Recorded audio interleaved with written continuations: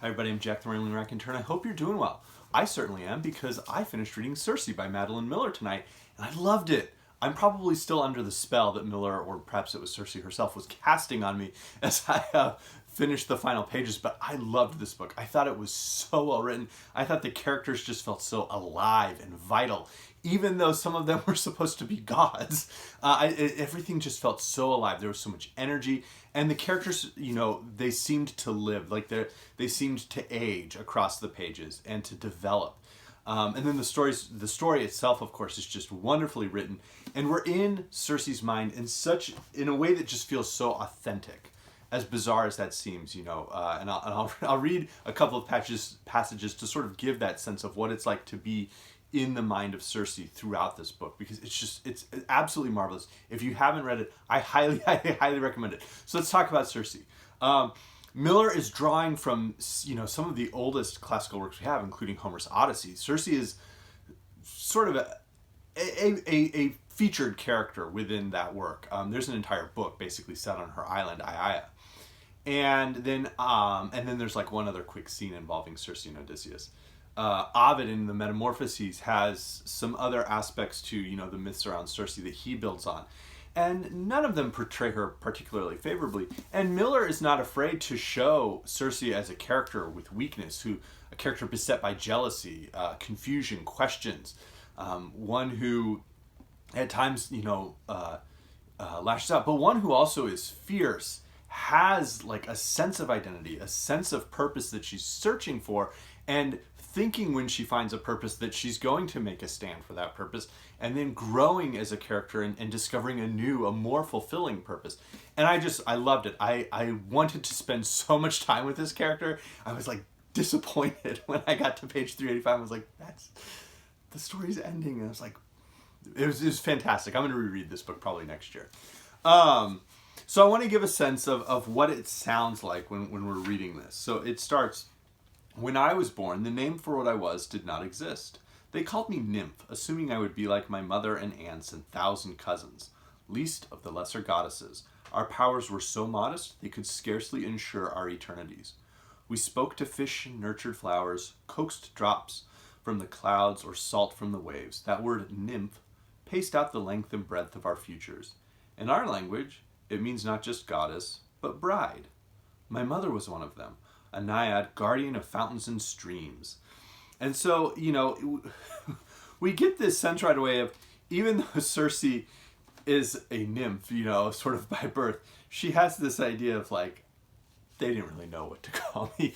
And we slowly start to unravel these pieces. Of course, right away it's populated with characters like Oceanus, Helios, the father of Circe, that we've heard of from the Greek myths, various titans. But we start to see them in a different view. Not in the view of these great titanic and gigantic figures who don't have to play by the rules of humans because they're so much more powerful. But characters who are really just quite selfish and unpleasant. And Circe ultimately condemns them and saying, they're not really alive because they don't change. And you have that sense, I've quoted Edmund Spencer's Mutability Cantos, nature doth delight in change. Nature and change doth delight. It's just this glorious sense that if you're alive, there is going to be change. And that's what Circe does as a character, is she explores what this means, and she pushes against these boundaries. And we see how other characters push against the boundaries, but it's always this like revolving sense around that own character's like selfishness. We see her siblings, they expand their powers, but they do it for purely selfish reasons. And Circe is constantly seeking connections. She's willing to transform and change characters initially, like because she wants to give them more freedom or more agency. And then she sees the dangers and she'll have negative reactions with her power. But we see how it's all playing out. We're in her mind in a very deep, authentic way. And it was just something I really enjoyed.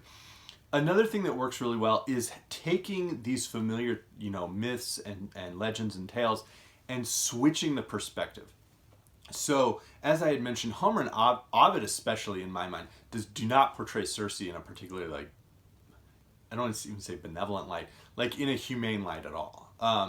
She is a terrifying monster who needs to be outwitted, just as, Odysseus is violent towards Polyphemus, but he's also outwitting Polyphemus, the Cyclops, and sneaking out of the cave. And in sort of the same way, he has to outwit Circe, and that's sort of the perspective. She's a pseudo goddess and a monster that needs to be outwitted and overcome and conquered. And what Miller does is imbue this character with this sense of humanity and identity. Even though she's a goddess, she is so much more attuned and sympathetic to humans, and she cares about them. She's sad about, the monster that Scylla becomes because of all the violence that Scylla, wreaks upon sailors. And that's not something we get in Ovid or in Homer. And Miller just writes it all so well. There's this sense of characters making decisions and then having to live with those consequences and stretching it across years. And that really comes to light on the page in a very authentic way. And I thought it worked really well. And then having the story, not just, twisting it to flip that perspective, but having it very much from a woman's perspective. Both Miller as the writer and Circe as the character, in looking at the Greek myths and how terrifying the heroes like Jason or Odysseus and others are. And not just the violence that they perpetrate upon, any city that they just decide to conquer, but the violence specifically that they perpetrate against women, the sexual violence. And we see, in a way that is not graphic, but is quite terrifying, a group of sailors who attack Circe. And Miller just gives us just enough of the feelings and the fears Circe experiences later on as a mother. We get just enough of those fears that the narrative is able to carry us into these different aspects of humanity in just such a wonderful way. I wanted to read one other quick passage that sort of shows another piece that works, and that's sort of how the characters seem to, as I mentioned, age. They seem to be real. They seem to be human. Here we go. I brought him food and wine and led him to my hearth. He took the goblet and sat in the silver chair I indicated. I saw him wince a little as he bent, as if at the pull of recent wounds. A jagged scar ran up his muscled calf from heel to thigh, but it was old and faded. He gestured with his cup. I have never seen a loom like that, he said. Is it an Eastern design? 1,000 of his kind had passed through this room. They had catalogued every inch of gold and silver, but not one had ever noticed the loom. I hesitated for the briefest moment. Egyptian. Ah, they make the best things, don't they? Clever to use a second beam instead of loom weights. So much more efficient to draw the weft down. I would love to have a sketch. His voice was resonant, warm, with a pull to it that reminded me of ocean tides. And so that's our introduction to Odysseus, the character of the Odyssey. And that note, those notes around his scars. One of the things Circe notices is that as a goddess, even when she gets horribly burned or gets wounded and gashed, she can heal. But she notices a key aspect of humans is that they get scars. Daedalus, the famous inventor of the labyrinth and such, he has scars on his hands from the woodworking. Odysseus has scars from battle. And so the characters just feel like they are characters living human lives across the story in a way that we don't often think of within those sort of classical epic works or even classical tragedies. And then we see sort of what happens to Daedalus as he ages. Who is he like as a younger man, and then as a somewhat older man? What is Odysseus like on the Odyssey? And then what do we hear about Odysseus, not just after the Odyssey when he's returned to Ithaca and sort of, had the battle royale against the suitors, but who is he 10 years after that? And it all works. It's as a novel, it is very much one of Circe's, sort of spells where there's different ingredients that are in, and they just sort of Miller lets it all cook and really, takes us on a wonderful journey. And so, as I said, I really, really adored this book. I thought it had so much humanity. It had so many interesting ideas. This perspective of taking a goddess to look at humans and to look at human stories and the stories we've told each other for millennia, and then to question what makes that story work. What are the pieces that we should question or challenge about that story? And it does all of that while just telling a great, this great sort of biography almost of this witch who's extraordinary. So I loved it.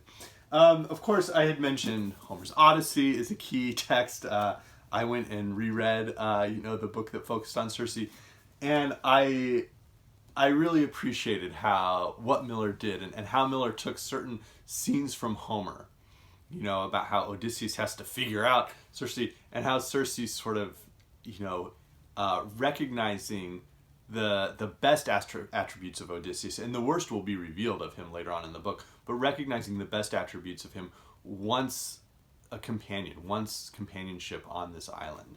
Medea pops up, and Euripides' tragedy Medea is, I think, quite good. One of his strongest. I had mentioned, of course, Ovid. Ovid has a very graphic, horrifying description of the creation of the monster Scylla that Miller preferred, and Scylla is a major, we have multiple ship passages past Scylla that are quite scary. But Miller doesn't dwell as much upon the creation the way Ovid does. She dwells more upon the consequences of that creation in Circe's mind and heart. Phaedra is not really a character who is dwelt upon, but is of course mentioned, and Theseus is mentioned as well, and the Theseus and Phaedra story, and more specifically Hippolytus, is very prominent, of course, in Racine's tragedy of Phaedra.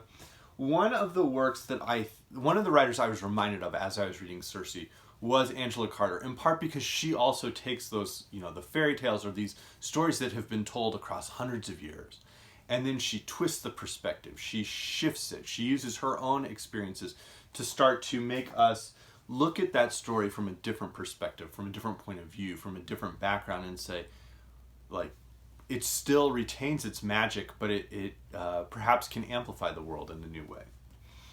Another writer I was reminded of was Sor Juana, as this woman, this nun, who was taking the forms of writing and the ways in which this male-dominated world existed around her, and then responding in some of the most insightful, funny and wise ways. And so I did a discussion of her, I think in September, and I'll link that video because I really enjoy Sor Juana's writing. And then one other book that I was reminded of was John Barth's Chimera, which very much takes the stories of Perseus and Bellerophon, and instead of filtering it sort of from this 21st century feminist perspective, filters it very much from sort of more like this zany 1960s perspective, but to great effect. I think it's a great little book. So this was Circe, and let me know if you've read it. It's a more recent book, one of the more recently published books I've read, and I don't know, maybe you didn't love it as much as I did, but give it another shot if you didn't. So thanks everybody. Bye.